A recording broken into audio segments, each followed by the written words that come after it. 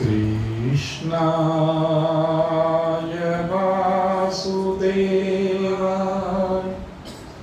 हरये परमात्मने प्रणतक्लेशनाशाय गोविन्दाय नमो नमः।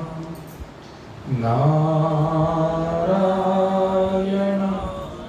नमोस्तुते। सद्गुरुदेवाय नमोस्तुते।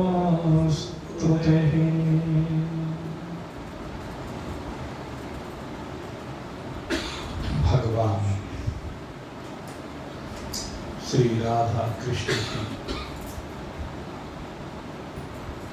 छत्र छाया में अपने जीवन की यात्रा को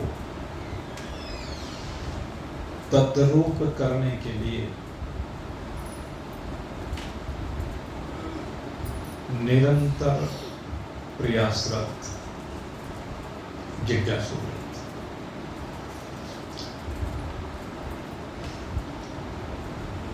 निरंतर श्रीमद् भगवद गीता के अमृत को आपने पान किया है। जीवन की इस यात्रा का कोई ऐसा पहलू नहीं जिसे भगवान ने हमारे सन्मुख न रखा हो। कोई ऐसी समस्या नहीं जिसका समाधान भगवान ने न किया हो। अगर हमने श्रद्धापूर्वक विश्वासपूर्वक भगवान के श्रीमुख से स्रवित इस ज्ञान गंगा में स्नान किया है तो फिर भगवत प्राप्ति ना हो ये संभव ही नहीं है। लेकिन किन्हीं कारणों बस अज्ञान कहिए, प्रारब्ध कहिए, प्रमाद या आलस्य कहिए, निद्रा कहिए अथवा अन्य कारणों से अगर हम इस स्नान से वंचित रह गए हैं तो वो भगवान केवल 2 श्लोकों में उस अमृत का पान करा रहे हैं जिसका पान करने के उपरांत आपकी कोई जिम्मेदारी ही नहीं बचती है। जीवन की ये यात्रा स्वतः ही तद्रूप हो जाती है। भगवान के मुखारविंद से स्रवित अर्जुन के लिए ये 2 श्लोक अंतिम ज्ञान है या कहें अंतिम आज्ञा है। ये 2 श्लोक अर्जुन के लिए नहीं हमारे लिए है। अर्जुन को भगवान ने निमित्त बनाया है। भगवान ने कहा है निमित्त मात्रेण भव स्वतसाची। अर्जुन मैं जो जगत को संदेश देना चाहता हूं, मैं जो जिज्ञासुओं को ज्ञान देना चाहता हूं, उसके लिए मुझे किसी निमित्त की आवश्यकता है। तो वो निमित्त मात्र बन जाता।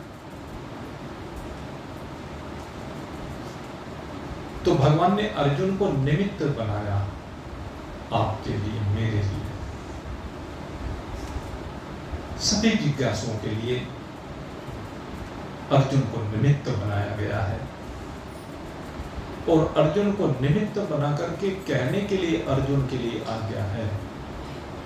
ये आज्ञा हमारे लिए है, हर भक्त के लिए है, हर जिज्ञासु के लिए है। तो ये जो भगवान की आज्ञा है, जरा इसको हृदयंगम करें। 2 श्लोक आपके सामने रख रहा हूं जो भगवान ने हमें प्रदान की है। मन मना भव मद भक्तो मत्याजी माम नमस्कुरु मामे वैश्यसि सत्यम मामे वैश्यसि सत्यम ते प्रतिजाने प्रियोऽसि मे सर्वधर्मान् परित्यज्य मामेकं शरणं व्रज अहं त्वा सर्वपापेभ्यो मोक्षयिष्यामि मा शुचः। सबसे पहले भगवान ने कहा मन मना भव। सीधा सा भाव तो ये है कि तू मेरे में मन को लगा। भगवान में मन कब लगेगा? जब भगवान के प्रति पूर्ण श्रद्धा होगी, विश्वास होगा, तभी मन लग सकता है कि भगवान मेरे सबसे बड़े हितैषी हैं।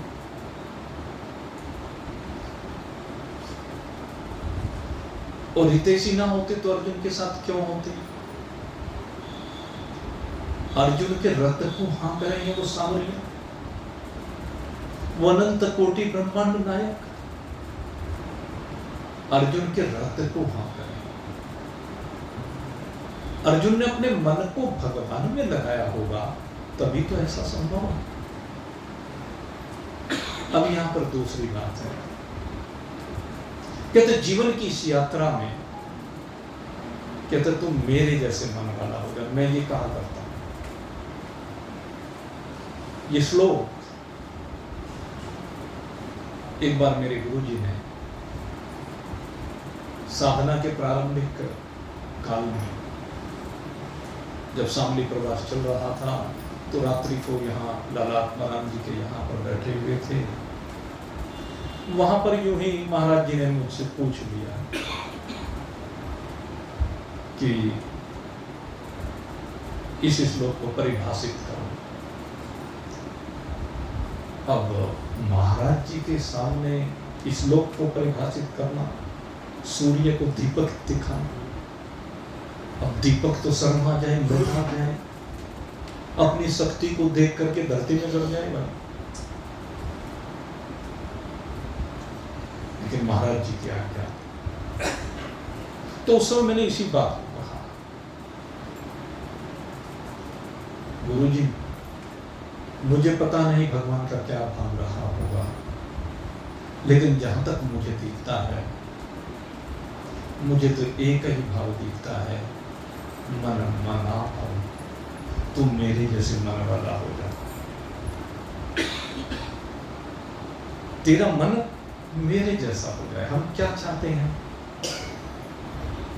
हम परमात्मा से मिलना चाहते हैं ना।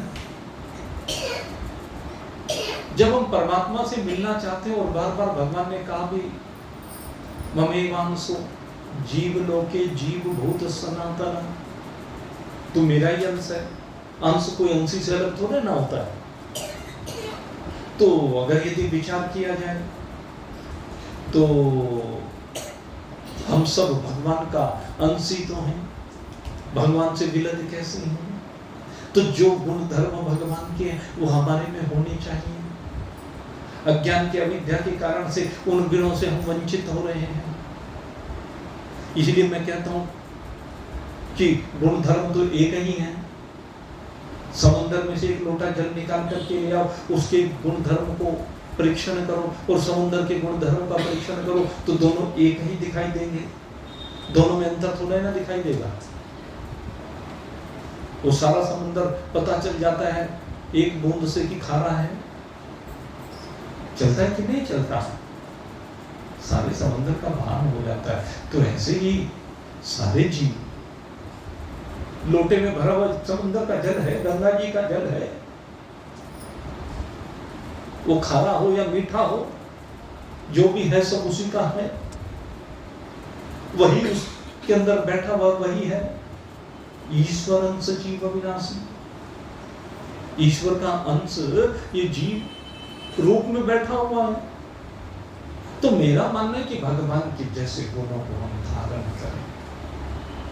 और भगवान के गुण क्या है? कहते भगवान सबका हितैषी है।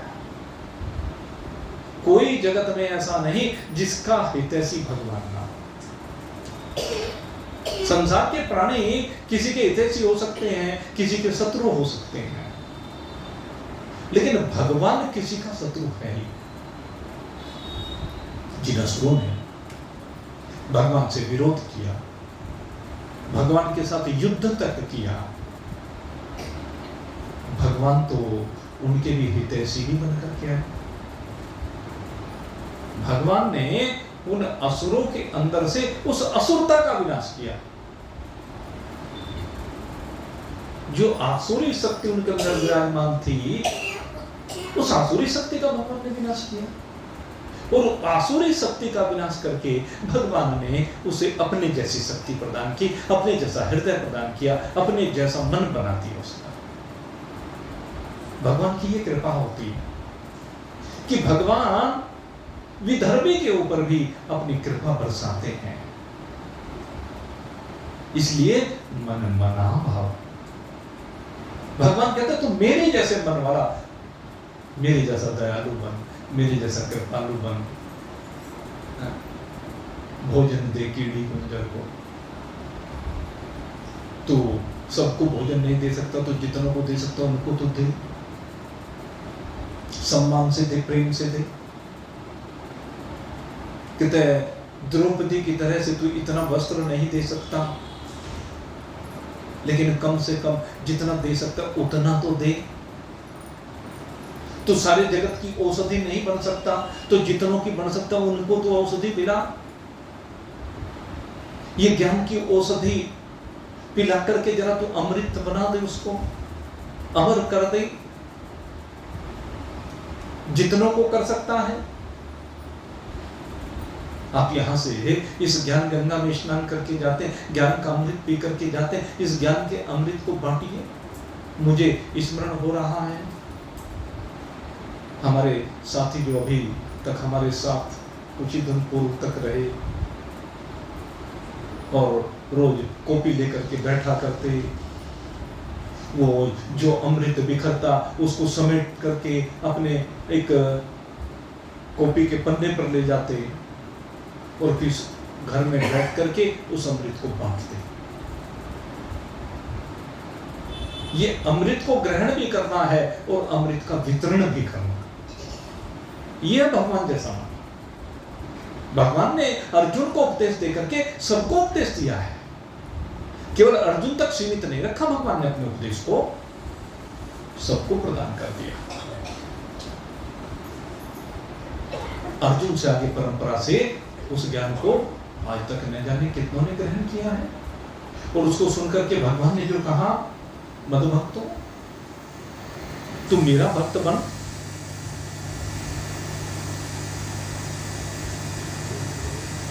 तो मेरा भक्त बन। भगवान ने कितनों को भक्त बनाया?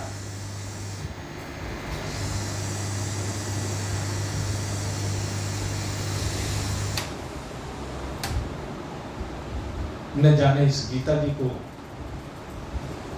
ग्रहण करके, श्रवण करके महापुरुषों से कितने भगवान के भक्त बन गए मध्याजिमाम नमस्कुरु। कितने भगवान को नमस्कार करने लगे। विचार करके देखें, कितने भगवान को नमन करने लगे। प्रेरणा मिलने की तो बात है। अब द्वादश ज्योतिर्लिंग यहां पर आकर के विराजमान हुए तो कितने जाकर के भगवान को नमस्कार कर रहे हैं, कितने भगवान के भक्त बन रहे हैं। कई भक्त ऐसे हैं जिस दिन से इन द्वादश ज्योतिर्लिंग का अवतरण हुआ है वो उसी दिन से निरंतर एक दिन की बिनागा नहीं है। तो यही तो भगवान कहते हैं मध्याजिमाम नमस्कुरु। जब प्रेरणा मिलती है, संदेश दिया जाता है भगवान का, तो भगवान को नमस्कार होना प्रारंभ हो जाता है। और नमस्कार को यूं ही नहीं होता, किसी को कोई यूं ही नमस्कार नहीं करता। नमस्कार तब करता है जब उसकी श्रद्धा बनती है, जब उसको लगता है कि हाँ ये मेरा प्रिय है, ये बड़ा कृपालु है, ये बड़ा दयालु है। श्रद्धा के साथ उसके सन्मुख शीश झुक जाता है। और भाई जो शीश किसी दबाव में झुकता है वो उसमें श्रद्धा नहीं होती। श्रद्धा से झुका हुआ शीश और एक किसी के सम्मान में यूं ही पद के कारण से झुका हुआ शीश, दोनों में बहुत अंतर होता है। लेकिन यहाँ भगवान के सन्मुख झुका हुआ शीश वो तो अद्भुत होता है भाई, अलौकिक होता है भाई। उसकी क्या तुलना कोई कर सकता है। इसीलिए तो भगवान ने अर्जुन को कहा कि अगर तू मेरा काम करेगा, सब भक्तों को कह रहे हैं कि मेरे जैसे मन वाला हो, मेरे मन को लगाने वाला हो, मेरा भक्त बन करके मेरा पूजन करते हुए मुझे नमस्कार करेगा, तो आज तुझे एक बात बता देता हूँ। रहस्य की बात भगवान कहते हैं, मामेवैश्यसि, कहते जरा भी इसमें संशय मत करना कि तुम मुझे प्राप्त हो नहीं होगा। 100% मुझे प्राप्त होगा। मामेवैश्यसि, भगवान ने कहा कि मुझे प्राप्त हो जाएगा। और कैसे कहा, यहां पर सबसे बड़ी बात उसके ऊपर ध्यान करने की बात है। आगे भगवान ने कहा सत्यम ते प्रतिजाने। कितनी बड़ी बात भगवान ने पहली बार की। अंत में आकर के भगवान ने क्या कहा कि मैं प्रतिज्ञा कर रहा हूं, सत्यम ते प्रतिजाने। कहले मैं सत्य प्रतिज्ञा करके कहता हूं। तो इन बातों को समझ लो, भगवान में मन को लगाना, भगवान की भक्ति करना, भगवान का पूजन करना, भगवान को नमस्कार करना, 4 बातें कही। जो इन चारों को करता है श्रद्धा के साथ, विश्वास के साथ हर समय, तो कहते हैं भगवान प्रतिज्ञा करके मामेवैश्यसि, वो मुझे जरूर प्राप्त होगा, कोई रास्ता नहीं। क्यों? कहते प्रियोसी में, क्योंकि वो मुझे अत्यंत प्रिय है। अरे उसकी क्या बात करें, आप अपने घर में देख लीजिए। अगर आपका कोई बालक सुबह उठे और सुबह उठ करके आपके चरणों में शीश नवाए, आपके चरणों की धूली को अपने शीश पर रखे, जो आप कहें वही करे, जो आप चाहते हैं बिना आज्ञा के, बिना कुछ कहे ही वो करने लगे, तो बताओ आपको प्रिय होगा कि नहीं होगा। गुरु के उपदेश को जो शिष्य मानता है, गुरु के उपदेश को जो शिष्य ग्रहण करता है, गुरु से जो शिष्य किसी प्रकार का छिपाव नहीं करता, दुराव नहीं करता, जो गुरु में कोई कमी नहीं निकालता, क्या वो गुरु का प्रिय नहीं होता? गुरु का प्रिय ही वही होता है। और अगर यदि कुछ गलती भी हो जाए तो क्षमा कर देते हैं। और भाई देखो, दूसरों की बात तो हम करते हैं, हम तो अपने अनुभव को बताते हैं, हमारे से तो बहुत गलतियां हुई, लेकिन हमारे गुरुदेव ने कभी भी अगर कोई भी गलती हुई तो क्रोध नहीं किया, कभी क्रोध नहीं किया, कभी कुछ कहा नहीं। गलती हो गई, कोई बात नहीं, भूल चूक हो ही जाती है, क्योंकि जानते हैं जानबूझ के तो गलती की नहीं गई, भूल से हो गई, अज्ञान से हो गई, नासमझी से हो गई। तो वही बात भगवान की है भाई, इस जीवन की यात्रा में अगर कोई गलती भी हो जाती है ना ऐसे भक्त से, तो उस गलती को भगवान भी क्षमा कर देते। जब यहाँ का लौकिक व्यक्ति क्षमा कर देता है, यहाँ पर गुरुदेव क्षमा कर देते हैं, माता पिता क्षमा कर देते हैं, तो फिर उस संसाराधिपति, संसार का जो सबसे बड़ा, इस संसार का हमारा मालिक है, हमारा माता भी वही है, पिता भी वही है, गुरु भी वही है, वो क्षमा नहीं करेगा क्या? इसीलिए उसने आगे बिल्कुल स्पष्ट कह दिया, सर्वधर्मान परित्यज्य। भगवान कहते हैं तू सारे धर्मों को छोड़ दे, सारे धर्म, कोई भी धर्म तेरा नहीं, सारे धर्म को छोड़ दे, बस एक धर्म है, मामेकम शरणं व्रज, तो एक केवल मेरी शरण आ जा। जैसे कन्या माता पिता के द्वारा पालित पोषित होती है, और जब उस घर को छोड़ करके जाती है तो वहां पर अपने पति का वर्ण कर लेती है, और पति का वर्ण करके अपना गोत्र भी उसे समर्पित कर देती, अपने गोत्र को उसके गोत्र में मिला देती है, सब कुछ अपना समर्पित कर देती है, क्योंकि वो उसका वर्ण कर लेती है। और जब वो उसकी शरण हो जाती है तो उसकी प्रिय हो जाती है, सब कुछ उसका अपना हो जाता है, कोई भेद नहीं रहता। भगवान भी यही कह रहे हैं, मामेकम शरणं व्रज, तेरा समर्पण एक उस पतिव्रता नारी की तरह से होना चाहिए। अहम त्वा सर्व पापेभ्यो, कहते सारे पापों से तुझे मुक्त कर दूंगा, कोई पाप नहीं है। जीवन की इस यात्रा में जितनी भी भूल चूक हुई है, जितनी भी गलतियां हो गई हैं, जितने भी पाप बन गए हैं, और कहते हैं इसी जन्म के नहीं, शरणागति तो तू इस जन्म में प्राप्त करेगा, लेकिन पाप तेरे जन्म जन्मांतर के अक्षय हो जाएंगे, इसी जन्म के नहीं, जन्म जन्मांतर के पाप, चाहे कोई भी पाप क्यों ना हो, सारे पाप निवृत्त हो जाएंगे, तो शोक से रहित हो जाएगा, तो दुखों से रहित हो जाएगा, तो निश्चिंत हो जा। अहम त्वा सर्व पापेभ्यो मोक्षयिष्यामि मा शुचः, मैं तुझे चूंकि पवित्र करने की गारंटी ले रहा हूं। भगवान पवित्र करने की गारंटी ले रहे हैं, सारे पापों को धोने की गारंटी ले रहे हैं, भगवान अपना बनाने की गारंटी ले रहे हैं, बस तुझे क्या करना है, शरणागति को प्राप्त करना है।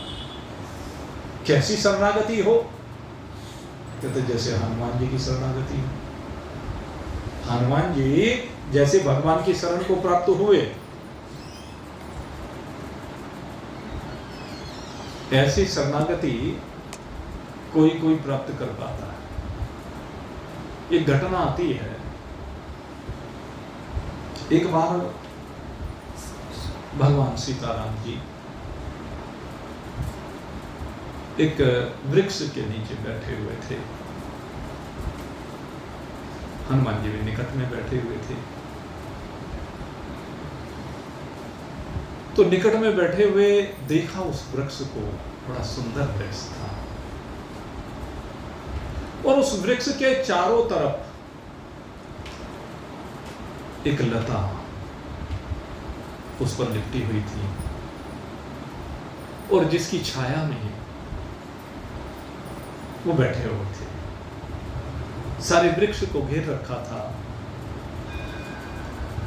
भगवान कहते देखो ये लता कितनी सुंदर है, ये लता कितनी सुंदर लग रही है, कि न देखो इसके आश्रय में, इसकी छाया के आश्रय में हम बैठे हुए हैं। ये लता हमारे ऊपर कितनी कृपा कर रही है, गर्मी से बचा रही है, इसकी खूबसूरती अद्वितीय है, कितने सुंदर सुंदर पुष्पों से आच्छादित हो गई है, एक एक पत्ता कितना कोमल है। भगवान उस लता की बड़ी प्रशंसा कर रहे हैं, और प्रशंसा करते करते इतने में सीता जी कहने लगी, प्रभु लता की जो सुंदरता है वो इस वृक्ष की वजह से। अगर वृक्ष ना होती तो लता किसके आश्रय को ग्रहण करती? कहते लता इस वृक्ष के आश्रय में विराजमान है, महत्ता तो इस लता की है, वो महत्ता तो इस वृक्ष की है। सीता जी कहती है महत्ता वृक्ष की है, भगवान कहते हैं महत्ता लता की है।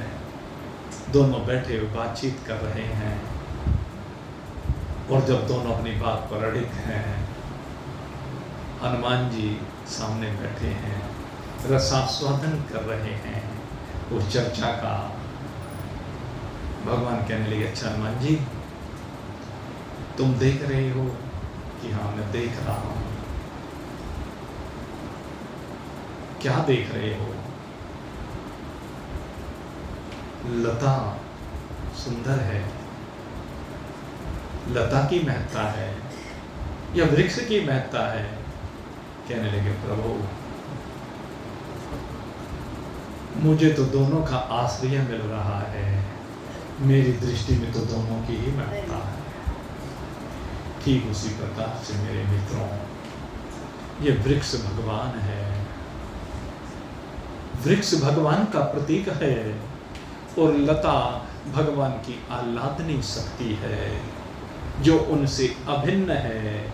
श्री हनुमंत लाल जी कहते हैं, प्रभु मुझे तो आपके छत्र छाया में माता की कृपा दिखाई देती है, आप दोनों का आश्रय मुझे प्राप्त हो रहा है।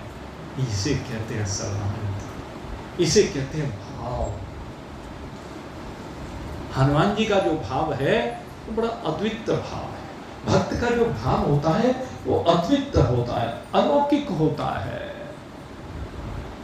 और भाई भगवान ये बात कह रहे हैं कि आश्रय में आओ,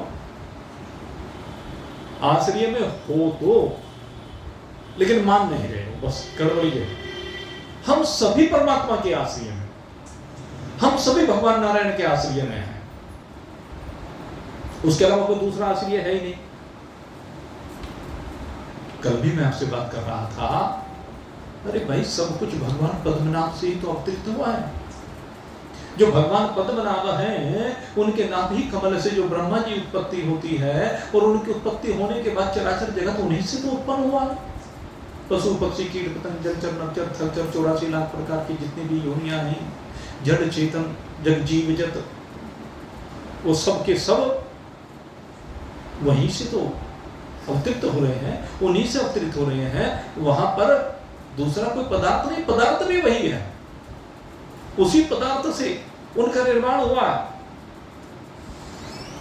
परमात्मा से ही सब प्रकट हुए हैं, परमात्मा में ही सब रह रहे हैं, परमात्मा रूप ही है। वास्तविकता हम सब की यही है। इस वास्तविकता को समझने की तो बात है, केवल इस बुद्धि के प्रताप से परमात्मा से दूर हो गए।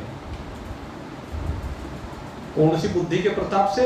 जो सी बुद्धि विषयी बुद्धि हो गई, जो बुद्धि विषयी हो गई है, उसके कारण से हम परमात्मा से दूर हो गए हैं।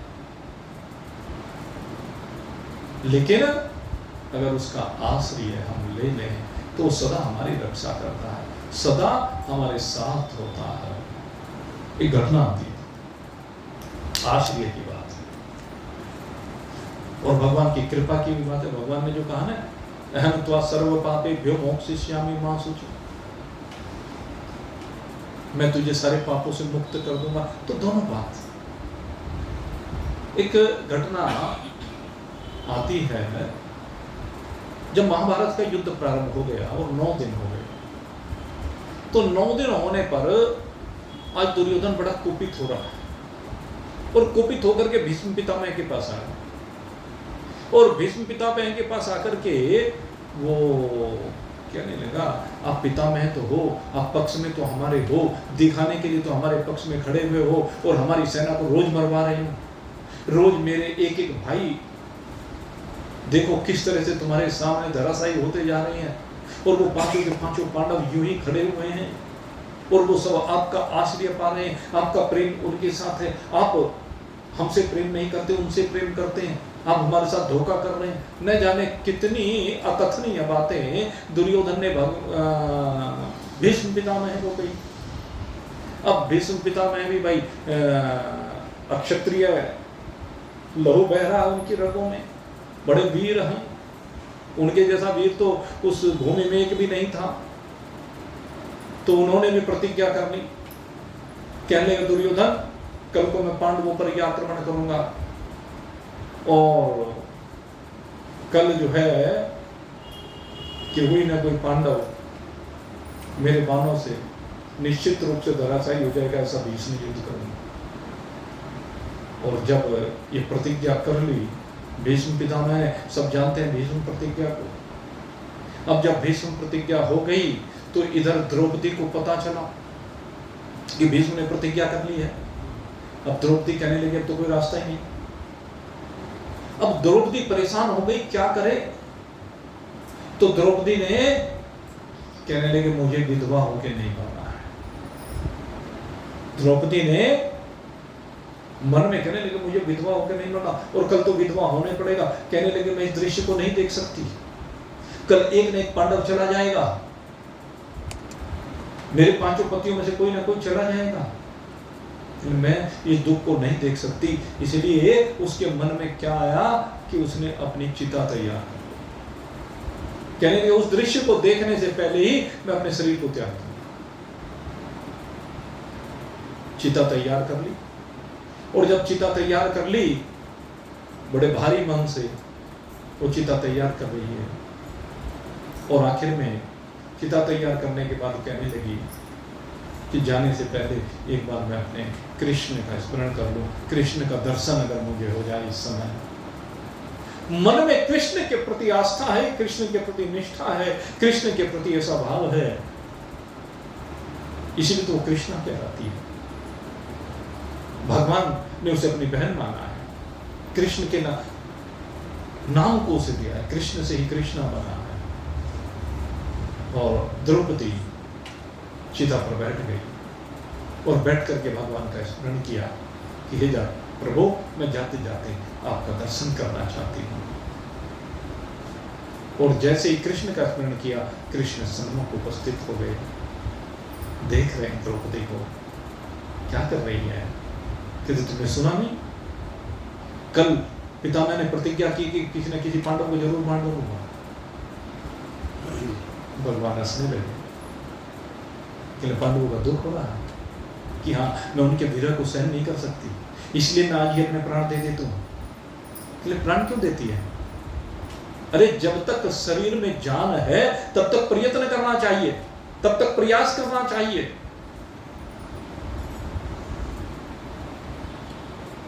आपको शरीर में किसी की कोई बीमारी आ जाए तो प्रयास करते हो कि नहीं करते हो? रुपया पैसा सब बहा देते हो कि नहीं बहा देते हो? तो भगवान कहते हैं प्रयास करना चाहिए, तो यूं ही हार मान बैठी है। क्या तो वो करने के लिए रह क्या गया? आप जानते हैं भीष्म प्रतिज्ञा को, तो जो प्रतिज्ञा वो कर लेते हैं उसको पूरी करना ही होता है, वो तो जरूर पूरी करेंगे, वो तो जो चाह लेते हैं उसको कोई मिटा ही नहीं सकता। द्रौपदी उठ खड़ी, भगवान ने द्रौपदी को उठाया और द्रौपदी को लेकर के कहने चल मेरे साथ। भगवान द्रौपदी को लेकर के चले भीष्म पितामह जहां पर निवास करते थे उस शिविर की ओर। शिविर के दरवाजे पर पहुंचे और दरवाजे पर जाकर के कहा कि भीष्म पितामह के चरणों में नमन करना, घूंघट निकाल करके रखना, वस्त्र ओढ़े रखना, और जब तक भीष्म पितामह तेरे को 5 बार आशीर्वाद ना दे दे तब तक वहां से हिलना नहीं। अपने आप कुटिया के बाहर खड़े हो गए। द्रौपदी ने जो चप्पल पहनी हुई थी, भगवान उन चप्पलों को उठाया, अपने पीतांबर में लपेटा और पीतांबर में लपेट करके कुटिया के पीछे खड़े हो गए। द्रौपदी अंदर गई, अंधेरा था, सहन करने की तैयारी थी भीष्म पितामह की। जाकर के चरणों में प्रणाम किया। भीष्म पितामह ने आशीर्वाद दिया, सौभाग्यशालिनी बाबा। दुर्योधन की पत्नी भानुमति को बुला रखा था। पितामह ने सोचा कि वो है, लेकिन द्रौपदी नीचे ही झुकी रही। दोबारा फिर से आशीर्वाद दिया, सौभाग्यवती भव, सौभाग्यवती भव, फिर भी नहीं उठी। अब भीष्म पितामह उठे, उठ करके बैठे, अपनी सैया पर विश्राम कर रहे थे। फिर कहा सौभाग्यवती भव, सौभाग्यवती भव, और जैसे 5 बार सौभाग्यवती भव कहा,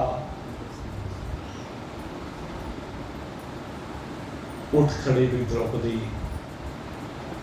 जरा सा घूंघट हटा। भीष्म पितामह ने देखा, पांचाली। तुरंत दौड़े हुए बाहर की ओर गए और बाहर जाकर के देखा, कुटिया के पीछे भगवान कृष्ण खड़े हुए हैं, चरणों में लेट गए। कृष्ण, मैं जानता था तुम जरूर आओगे, और तुम द्रौपदी की चप्पल उठा रही हो। तुमने सोचा होगा कि पहचान नहीं होगी मुझे। अरे जो तुम परीक्षा लेने के लिए आते हो, मैं समझ जाता। बड़े द्रवित हुए भीष्म पितामह, भूल गए कि दुर्योधन को कोई वचन दिया है। ले जाओ, 5 पांडवों का कोई कुछ नहीं बिगाड़ सकता। क्यों नहीं बिगाड़ सकता? जो गीता में भगवान को अपना बना लेता है, जिसने भगवान को अपना मान लिया है। यही तो भगवान ने कहा है, जिसने भी भगवान को अपना मान लिया है, उसका अंत हो ही नहीं सकता। और अगले दिन 10वां दिन था। दुर्योधन के लिए भगवान भीष्म प्रहार कर रहे थे, और ऐसे प्रहार अर्जुन के ऊपर किए कि अर्जुन का रथ विदीर्ण कर दिया, बाणों की बारिश, पहिया टूट गया। अर्जुन के रथ का पहिया टूटते भगवान नीचे उतरे और पहिए को उठाकर आगे बढ़े। कहने लगे, मेरी वजह से तुमने एक प्रतिज्ञा जो कल की थी, उस प्रतिज्ञा को तुमने छोड़ दिया भीष्म। लेकिन एक प्रतिज्ञा तुमने जो की थी कि तुम मुझे शस्त्र ग्रहण कराओगे, आज उस प्रतिज्ञा को पूरी करा रहा हूं। और भीष्म पितामह ने जैसे भगवान को आते हुए देखा, कहने लगे, बस प्रभु, यही चाहता हूं, जरा सुदर्शन चक्र को छोड़ दो, यही मैं चाहता हूं, मेरी यही इच्छा है। आपके हाथ से इस शरीर की तीसरी हो जाए, मैं आपके साथ लय हो जाऊं। तो ये है मेरे मित्रों भाव, हम भगवान का आश्रय ग्रहण करें। भगवान ने कहा है, तो सर्व पापेभ्यो मोक्षयिष्यामि मा शुचः, मैं तुझे सारे पापों से मुक्त कर दूंगा, कोई पाप रहेगा ही नहीं। भीष्म पितामह के सारे पापों को उस दिन धो डाला भगवान ने, कोई पाप नहीं रहा। अर्जुन के पीछे खड़े होकर के शिखंडी ने बाण वर्षा की। भीष्म पितामह बाणों की सैया पर विराजित हो गए। बड़ी लंबी कथा आती है। मेरे मित्रों, भगवान हमारे हैं, इस बात को जानिए, समझिए। जब हम भगवान को अपना मान लेंगे, तो फिर आगे कुछ भी रहता नहीं है। जिसने भी भगवान को अपना मान लिया है, भगवान को अपना समझ लिया है, वही इस भव सागर से पार हो गया है। इसलिए भगवान कहते हैं, माम एकम शरणं व्रज, अहम त्वा सर्व पापेभ्यो मोक्षयिष्यामि मा शुचः। सारे पापों से मुक्ति है। एक बार तू पल्ला पकड़ ले बस। दुर्योधन ने पल्ला नहीं पकड़ा, अर्जुन ने पकड़ लिया। अर्जुन ने पकड़ा तो ऐसा पकड़ा कि बस विराजित हो गए। अर्जुन तो उनका सखा है, कहते जन्म जन्म का सखा है। पहले नर है, वो नारायण है। नर और नारायण दोनों धर्म और मूर्ति के यहां अवतरित हुए और बद्रिकाश्रम में वो विराजमान है। जो बद्रिकाश्रम में भगवान विराजमान है, नर और नारायण ही है। वहां दोनों का एक रूप है, नर भी है नारायण भी है। यहाँ भी नर रूपी अर्जुन है और नारायण भगवान श्री कृष्ण है। और मेरे मित्रों, जो भी सत्संग प्रेमी है, जो भी जिज्ञासु है, जो भी साधक है, वो सब नर है। जितने भी साधक होते हैं वो नर होते हैं, क्योंकि वो भगवान के प्रति समर्पित होते हैं। और जिस दिन उनका समर्पण 100% हो गया, जिसमें इफेक्ट बट कुछ नहीं रहा। भगवान कहते हैं जिसने 100% अपने आप को मुझे समर्पित कर दिया, बस उसके कल्याण को फिर कोई नहीं रोक सकता। लेकिन समर्पण 100% करना पड़ेगा। अगर कहीं जरा सी भी रड़क रह गई ना, वही जन्म का कारण बन जाती है। श्रद्धा का सबसे बड़ा महत्व है। श्रद्धावान लभते ज्ञान, श्रद्धावान को ही कृष्ण की प्राप्ति होती है। इसीलिए भगवान ने अब अर्जुन से कहा कि ये जो ज्ञान गीता जी का मैंने तुझे दिया, इदं ते ना तपस्काय ना भक्ताय कदाचन न चासु सोऽस्त्रैवाच्यं न च मां योगः सूयति। कहते हैं अर्जुन, एक बात का ध्यान रखना, और ये बात अर्जुन को नहीं कह रहे थे, ये बात तो भगवान वेदव्यास जी को कह रहे। वहां भले हमें दिखे कि अर्जुन को कह रहे हैं, लेकिन वास्तव में वो भगवान वेदव्यास जी को कह रहे हैं, क्योंकि भगवान वेदव्यास जी ही इस ज्ञान को आगे समर्पित करने जा रहे हैं। भगवान वेदव्यास जी तो हैं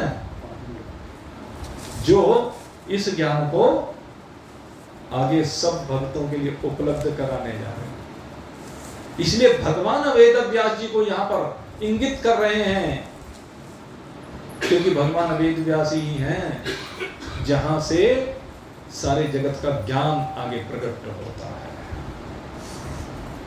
नारायणं नमस्कृत्य नरं चैव नरोत्तमं देवीं सरस्वतीं व्यासं ततो जयमुदीरयेत्। नर और नारायण को तो नमस्कार किया गया है, लेकिन साथ में भगवान वेदव्यास जी को नमस्कार किया गया है, क्योंकि वही है वो संदेश वाहक हैं।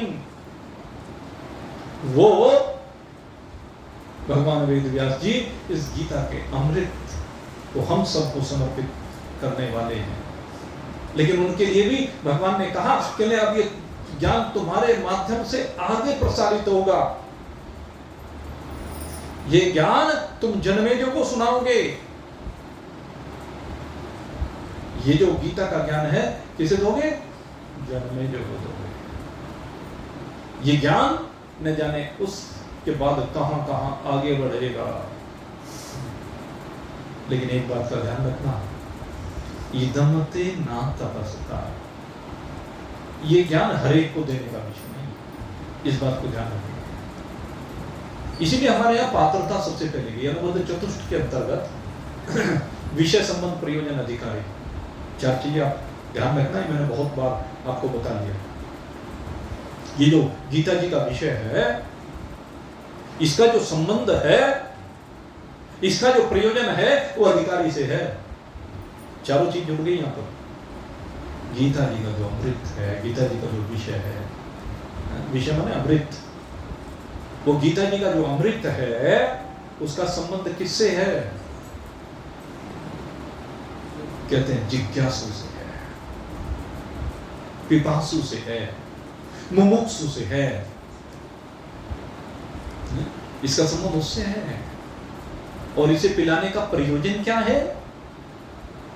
कहते हैं अमृत की प्राप्ति हो जाए। इसको पीने के बाद अगर अमृत की प्राप्ति नहीं हो रही है तो वो पात्रता की कमी है। अगर पात्रता है तो अमृत की प्राप्ति अवश्य में होगी। कोई ऐसा रास्ता नहीं है कि अमृत की प्राप्ति ना हो। इसलिए कहा ईदम तेन तपस का है, जिसका तप नहीं है, जिसके अंदर तप माने सहनशीलता, जिसकी सहनशीलता बिल्कुल समाप्त हो गई है। भाई संसार में ऐसे प्राणी ज्यादा है, जरा जरा सी बात में ईगो टकराती है। तप माने सब कुछ सहन कर लेने की क्षमता। कहते जिसमें सब कुछ सहन कर लेने की क्षमता है उसके लिए गीता का ज्ञान है। और किसके लिए है? ना भगता कदाचन।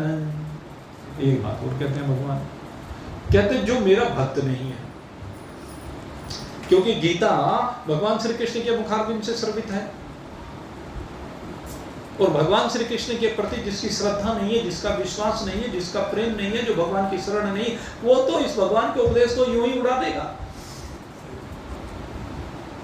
भगवान यहां कितनी बड़ी बात अपनी दिव्यता को प्रकट किए, मन मना भव मद भक्ता मद्यादि माम नमस्कुरु। ये भगवान ने सीधे सीधे अपना भगवत रूप प्रकट कर दिया है। पीछे कहा था ईश्वरा सर्वभूतानां हृदयेषु अर्जुन तिष्ठति, वहां ईश्वर कहकर के संबोधित किया, लेकिन यहां तो अपने को कह दिया सीधे। मन मना भव मद भक्ता मद्यादि माम नमस्कुरु, सारी बात कही, केवल अपने को कह दिया यहां पर। तो ये भगवान कौन मानेगा? कृष्ण को, जो उनके प्रति श्रद्धावान हो। और जो भगवान के प्रति श्रद्धावान ही नहीं है तो भगवान के इस वचन में भी वो कमियां निकाली।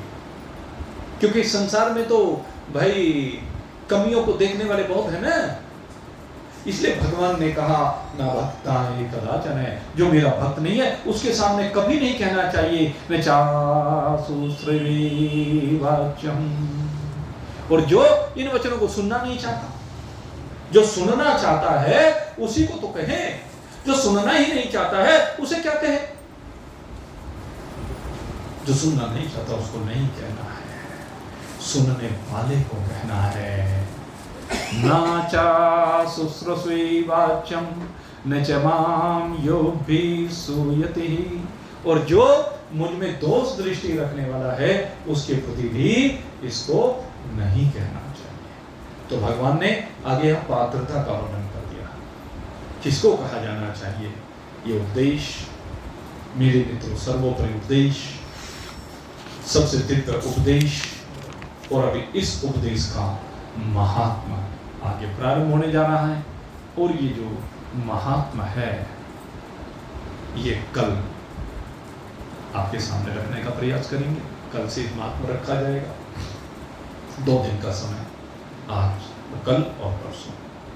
परसों गीता जी का विश्राम होगा और परसों ही द्वादशी भी है। दोपहर में लाला जी की दुकान पर व्यवस्था रहेगी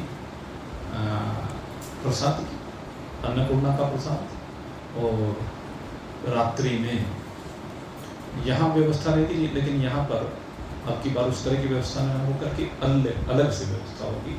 ये जो हमारा सचिन है इसका मन बना है कि गीता जी का जब विश्राम हो तो उस दिन का प्रसाद की व्यवस्था ये कर रहे हैं। जो इनकी श्रद्धा होगी सो उसको ग्रहण करना। आप सबके लिए बहुत बहुत शुभकामना करते हुए आप यहीं पर विश्राम दे देते हैं। बोलिए सच्चिदानंद भगवान